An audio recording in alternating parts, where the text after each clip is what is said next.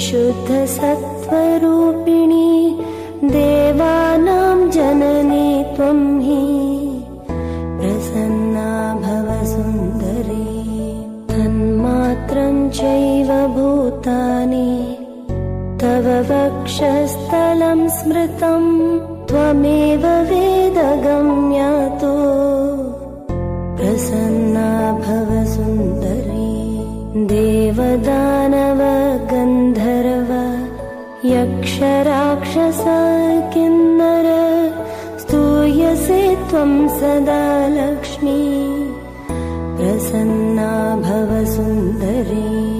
लोकातीता द्वैतातीता समस्तभूतवेष्टिता विद्वज्जननी कीर्तिता च